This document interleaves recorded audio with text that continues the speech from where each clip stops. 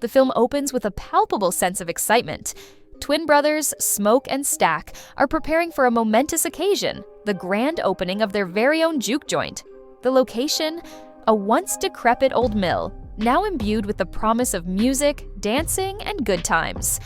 As the night falls and the guests arrive, the atmosphere crackles with anticipation. Laughter and conversation fill the air, fueled by the smooth rhythm of blues and the promise of a night to remember. But beneath the surface of revelry, a darkness lurks. An uninvited guest, Remmick, casts a pall over the celebration. He is turned away at the door, his presence unwelcome. His eyes, however, hold a glint of something sinister, a promise of violence to come. The scene is set for a night of contrasts. The joy of the juke joint's grand opening, juxtaposed against the encroaching shadows of something wicked.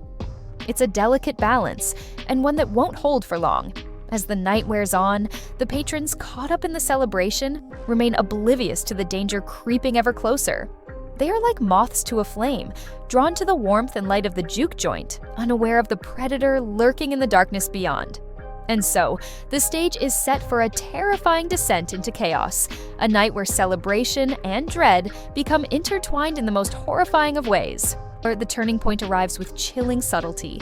Patrons who venture outside the juke joint begin to return changed.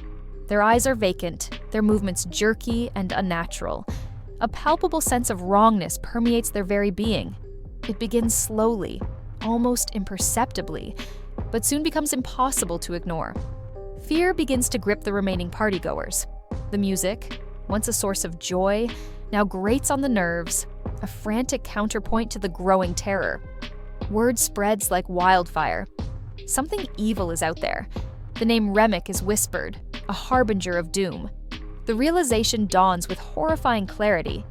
The juke joint, once a sanctuary of music and joy, has become a prison. Trapped within its walls, the remaining guests find themselves locked in a desperate struggle for survival. The vampires, growing bolder, begin to stalk their prey, their thirst for blood insatiable. The once joyous atmosphere curdles into a nightmare of blood and screams. The fight for survival is brutal and unforgiving.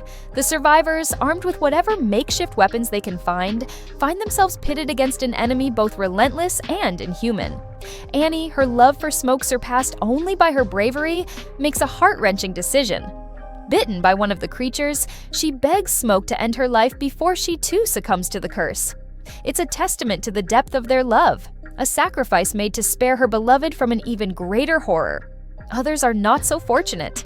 Pearline, her spirit broken by the relentless onslaught, falls victim to the vampires, her cries echoing through the night. Grace, in a final act of defiance, meets a fiery end, defending herself against her own possessed husband. Delta Slim, the embodiment of quiet strength, sacrifices himself to buy Smoke and Sammie precious time to escape. Each loss chips away at the survivors' hope, a stark reminder of the high cost of their fight for freedom.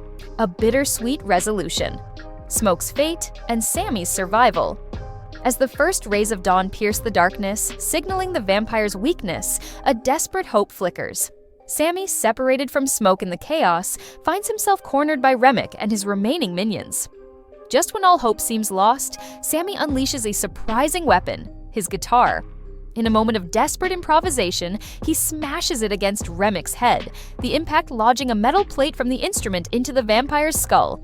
Remmick collapses, his reign of terror finally at an end. The remaining vampires, weakened by the encroaching sunlight, disintegrate into dust, leaving Sammie as the sole human survivor. Smoke's fate, however, is a bittersweet echo of the film's themes of sacrifice and redemption. Mortally wounded in his confrontation with Stack, Smoke uses his remaining strength to exact revenge on the racist landowner who sold him the cursed property. He then returns to the juke joint, finding a measure of peace in the afterlife alongside Annie and their deceased child. Their reunion, though tinged with sadness, offers a glimmer of hope amidst the carnage, a reminder that even in death, love endures. Echoes of the past, shadows of the future, post-credit revelations. Just when the audience believes the story is over, Sinners delivers two gut-punch post-credit scenes, each one raising more questions than answers. The first scene leaps forward several decades, placing Sammie in the 1990s. He's older now, a seasoned bluesman performing in a dimly lit bar. The trauma of that night clearly lingers, but his passion for music, his will to survive, remains undimmed. It's a testament to the enduring power of art, its ability to heal even the deepest wounds. The second post-credit scene, however, is the real kicker. It reveals that Stack, presumed dead, is alive and well, and he's not alone. Mary, her eyes now glowing with an eerie light, stands by his side. They approach Sammie at the bar, their presence sending a chill down the audience's spine. Stack reveals a shocking truth. He made a pact with Smoke to spare Sammie's life. In exchange, Stack and Mary were allowed to live, their thirst for blood now an inescapable part of their existence. The scene fades to black as Stack and Mary disappear into the night, leaving a trail of unanswered questions and the chilling promise of a sequel.